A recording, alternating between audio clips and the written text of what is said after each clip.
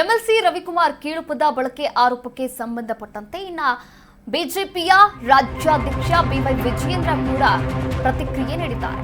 MLC Ravikumar ಕೀಳುಪದ ಬಳಕೆ ಆರೋಪಕ್ಕೆ ಸಂಬಂಧಪಟ್ಟಂತೆ ಎನ್ ರವಿಕುಮಾರ್ ಹೇಳಿಕೆಯ ಬಗ್ಗೆ ಬಿಜೆಪಿಯ ರಾಜ್ಯಾಧ್ಯಕ್ಷ ಬಿವೈ ವಿಜಯೇಂದ್ರ ಪ್ರತಿಕ್ರಿಯೆ ನೀಡಿದ್ದಾರೆ.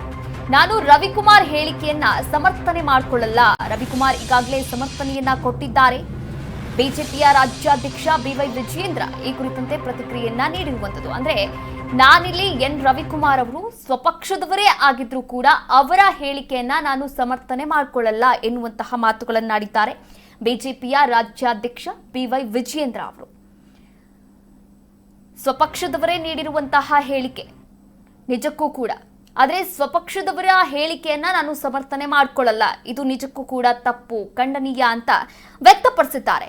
ಆದ್ರೆ ಈ ಬಗ್ಗೆ ಏನು ಕ್ರಮವನ್ನ ತೆಗೆದುಕೊಳ್ತಾರೆ? ಯಾಕಂದ್ರೆ ರಾಜ್ಯಾಧ್ಯಕ್ಷರಾಗಿ ಕಾರ್ಯವನ್ನ ನಿರ್ವಹಣೆ ಮಾಡ್ತಾ ಇದ್ದಾರೆ.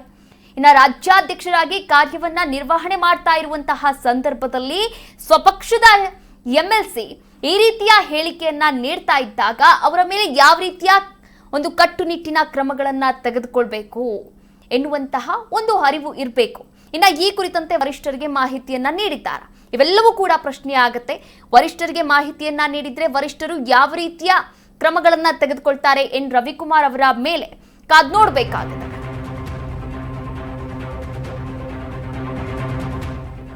ಸಿಎಂ ಐಎಎಸ್ ಅಧಿಕಾರಿಗಳ ಸಂಘಕ್ಕೆ ಇದೀಗ ಟಾಂಟ್ ಕೊಟ್ಟಿದ್ದಾರೆ ಬಿಜೆಪಿಯ ರಾಜ್ಯಾಧ್ಯಕ್ಷ ಬಿವೈ ವಿಜಯೇಂದ್ರ ಅವರು.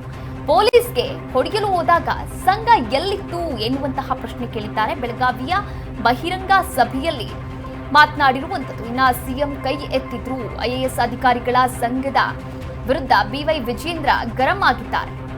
ಎಲ್ಲಾ ಚರ್ಚೆ ಆಗ್ಲಿ ಅಂತ ವಿಜಯೇಂದ್ರ ಆಕ್ರೋಶವನ್ನ ಕೂಡ ವ್ಯಕ್ತಪಡಿಸ್ತಾ ಇದ್ದಾರೆ. ನೋಡಿ, ಬಿಜೆಪಿಯ ರಾಜ್ಯಾಧ್ಯಕ್ಷ ಬಿವೈ ವಿಜಯೇಂದ್ರ ಅವರು ಇಲ್ಲಿ ಮಾತನಾಡಿರುವಂತದ್ದು. ಸಿಎಂ ಐಎಎಸ್ ಅಧಿಕಾರಿಗಳ ಸಂಘಕ್ಕೆ ಟಾಂಟ್ ಕೂಡ ಕೊಟ್ಟಿದ್ದಾರೆ. ಪೊಲೀಸ್ಗೆ ಹೊಡೆಯಲು ಹೋದಾಗ ಸಂಘ ಎಲ್ಲಿತ್ತಿರುವುದು ಎನ್ನುವಂತಹ ಪ್ರಶ್ನೆಯನ್ನ ಕೂಡ ಕೇಳಿದ್ದಾರೆ. ಹಾಗಾದ್ರೆ ಎಕ್ಸಾಕ್ಟ್ ಆಗಿ ಬಿವೈ ವಿಜಯೇಂದ್ರ ಅವರು ಏನ್ ಮಾತನಾಡಿದ್ದಾರೆ ನೋಡ್ಕೊಂಡು ಬರೋಣ. ರವಿಕುಮಾರ್ ಅವರ ಹೇಳಿಕೆ ನಾನು ಕೂಡ ನಿನ್ನೆ ಮಾಧ್ಯಮಗಳಲ್ಲಿ ಗಮನಿಸಿದ್ದೇನೆ. ಅದಕ್ಕೆ ರವಿಕುಮಾರ್ ಅವರು ಸ್ಪಷ್ಟನೆಯನ್ನು ಕೂಡ ನೀಡಿದ್ದಾರೆ.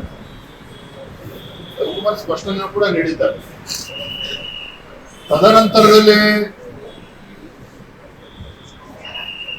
ಅಧಿಕಾರಿಗಳ ಒಂದು ಅಸೋಸಿಯೇಷನ್ ಇದೆ, ಐಎಎಸ್ ಆಫೀಸರ್ಸ್ ಅಸೋಸಿಯೇಷನ್, ಅವರೆಲ್ಲರೂ ಕೂಡ ಮುಖ್ಯಮಂತ್ರಿಗಳನ್ನ ಭೇಟಿ ಮಾಡಿ ಕಂಪ್ಲೇಂಟ್ ಅನ್ನು ಕೂಡ ಕೊಟ್ಟಿದ್ದಾರೆ ಅಂತ ಮಾಹಿತಿ ಬಂದಿದೆ.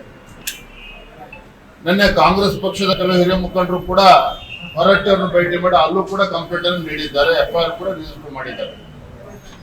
ರವಿಕುಮಾರ್ ವಿಚಾರ ಒಂದ್ ಕಡೆ ಇರಲಿ, ಅದ್ರ ಬಗ್ಗೆ ಚರ್ಚೆಗಳು ನಡೀತಾ ಇದೆ. ನಾನು ಅದ್ರ ಬಗ್ಗೆ ಈ ಸಂದರ್ಭ ಮಾತಾಡೋದಕ್ಕೆ ಹೋಗೋದಿಲ್ಲ. ಸ್ವತಃ ಮುಖ್ಯಮಂತ್ರಿಗಳು ಸಿದ್ದರಾಮಯ್ಯನವರು ಬೆಳಗಾವಿನಲ್ಲಿ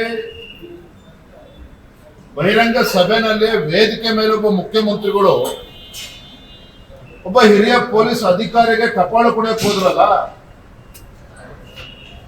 ಅವಾಗೇನು ಹೋಗಿತ್ತು ಅಸೋಸಿಯೇಷನ್ಗಳು? ಅದಕ್ಕಿಂತ ಮುಂಚಿತವಾಗಿ ಸಿದ್ದರಾಮಯ್ಯನವರು ಇದೇ ಮುಖ್ಯಮಂತ್ರಿಗಳು ಮೈಸೂರಿನ ಎಲ್ಲ ಒಂದು ಸರ್ಕಾರಿ ಕಾರ್ಯಕ್ರಮದಲ್ಲಿ ಜಿಲ್ಲಾಧಿಕಾರಿಗಳಿಗೆ ಬೆದರಿದ್ರು, ಎದ್ದೇಳು ಅಂತೇಳಿ ಅಪಮಾನ ಮಾಡಿದ್ರು ಹಿರಿಯ ಐಎಎಸ್ ಅಧಿಕಾರಿಗೆ. ಅವಾಗೆಲ್ಲ ಹೋಗಿತ್ತು ಐಎಎಸ್ ಅಸೋಸಿಯೇಷನ್. ನಾನು ಇಲ್ಲಿ ಯಾರನ್ನು ಕೂಡ ಡಿಫೆಂಡ್ ಮಾಡ್ಕೊಳ್ತಾ ಇಲ್ಲ. ರವಿಕುಮಾರ್ ಏನ್ ಹೇಳಿದ್ದಾರೆ ಅದ್ರ ಬಗ್ಗೆ ಸ್ಪಷ್ಟೀಕರಣ ನೀಡಿದ್ದಾರೆ. ಆದ್ರೆ ಇವತ್ತೇನು ಅಸೋಸಿಯೇಷನ್ಗಳು ಇವತ್ತು ಪದೇ ಮುಖ್ಯಮಂತ್ರಿಗಳು ಭೇಟಿ ಮಾಡಿ ಆಕ್ಷನ್ ತಗೋಬೇಕು.